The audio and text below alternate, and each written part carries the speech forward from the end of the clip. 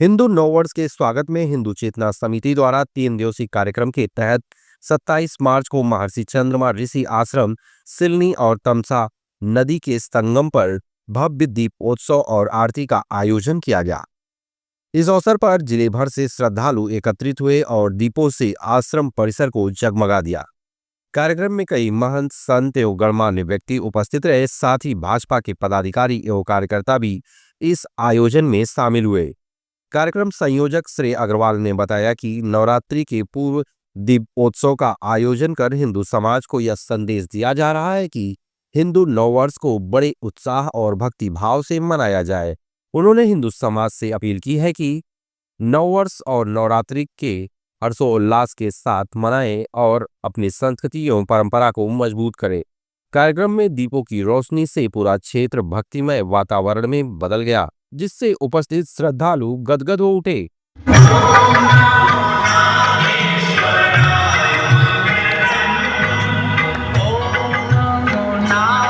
श्रेय अग्रवाल, हिंदू चेतना समिति सदस्य। आज हम लोग हिंदू नववर्ष जो प्रारंभ होने वाला है नवरात्र के पहले प्रथम दिन से, उसी के उपलक्ष्य में नववर्ष मना रहे हैं। जैसा कि अभी 25 तारीख को हम लोगों ने बाइक रैली निकाली थी श्रीनगर में, उसी उपलक्ष्य में आज हम लोग 27 तारीख को चंद्रमा ऋषि आश्रम में दीपोत्सव का प्रोग्राम किया गया है। इसमें 31,000 दीपों का आह्वान हुआ है। तमसा नदी पे आज आरती हुई है, भव्य आरती हुई है। इसमें 500 से 7,000 लोग की कभी यहाँ पे श्रद्धालुओं सब लोग आए हुए थे और सभी श्रद्धालुओं समस्त नगर वासियों से अनुरोध करते हैं कि हिंदू नववर्ष को खूब धूमधाम से मनाएं। धन्यवाद। मैं महंत वैदेही वल्लभ शरण। यहाँ का जो आयोजन था वो आज माँ तमसा की आरती थी, जो बहुत ही भव्य और दिव्य थी, जिसमें पूरा हमारा आर्यमगढ़ पूरा जिला, यहाँ क्षेत्र से, देहातों से तमाम लोग थे।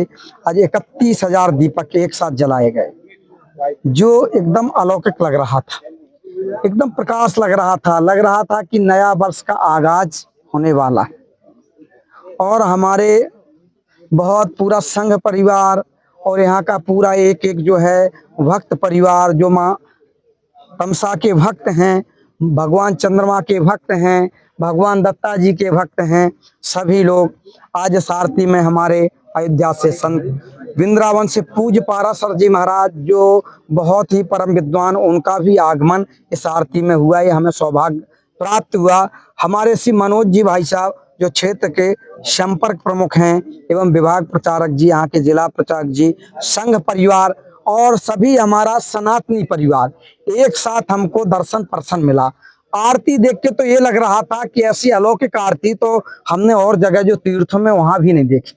जो पंडित जी यहाँ की आरती कर रहे थे, एक एक मंत्र पुरुषसूत्र को बोल रहे थे, स्वस्ति वाचन को बोल रहे थे, शांति पाठ बोल रहे थे, और जो आरती कर रहे थे, आरती का जो विधान है, भगवान शंकर की आधी आरती की जाती, कभी पूरी आरती नहीं की जाती। वो पंडित जी कर रहे थे, नहीं तो पंडित लोग पूरी आरती करते हैं, वो आधी को ले जा रहे थे, क्योंकि बीच में जो है वो माँ पार्वती का स्थान होता है और आधी परिक्रमा भगवान शंकर की होती है। तो ऐसा विधान, अद्भुत और अलौकिक विधान और ऐसी दिव्य और भव्य आरती, यहाँ की बिल्कुल जनता एकदम जो है हमको लग रही देवतुल्य है। ये आर्यमगढ़ ऋषियों की भूमि है, तो निश्चित यहाँ वो एक सूत्र है वेद का, ध्याने ध्याने तद्रूपता। तो इन ऋषियों का ध्यान करते करते यहाँ के प्रत्येक मनुष्य भी ऋषि तुल्य ही हो गए। सर, भव्य बन गया। और प्रभु श्री राम जब वनवास के लिए गए थे तो तमसा के तट पे ही रुके थे। तमसा तट पर यह पावन धरा है। तो हम और आजमगढ़ के लोग चाहते हैं कि आप महामंडला इस तरह का प्रयास किया जाए कि यहाँ तपोस्थली एक जैसे श्री राम जन्मभूमि बनी, उस तरह लोग आपसे प्रयास चाहते हैं, आप लोगों से। तो किस तरह का आप लोगों का प्रयास रहेगा? भगवान श्री राम ने चाहा तो यहाँ भी भव्य और दिव्य राम मंदिर बनेगा, और यहाँ के लोग जो है अयोध्या से यहाँ के लोग जुड़ेंगे।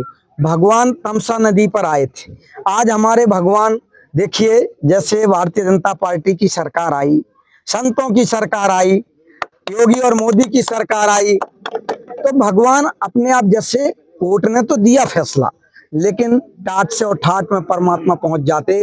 भगवान का भी ये सोचना था कि जब धर्मियों की सरकार आए, जब जो धर्मावलंबी हैं, जो हमारे भगवान को मानने वाले हैं, उनकी सरकार में ही हम ठाट में जाएं। और आज हमारे जो है भगवान की कृपा है, ऋषि मुनि यहाँ का एक एक व्यक्ति, आप सब आर्यमगढ़ वालों की अगर ये सोच है तो भगवान श्री राम का तो ये अयोध्या के बाद ये भी परम धाम है, क्योंकि भगवान यहाँ पर रहे, यहाँ पर रुके। तो तमसा नदी के किनारे एक निश्चित दिव्य और भव्य भगवान श्री राम का मंदिर होगा। हम लोगों का भी सौभाग्य होगा, हम लोग भी अयोध्या से आएंगे और यहाँ के लोगों का सौभाग्य होगा कि अयोध्या रामलला के दर्शन करेंगे।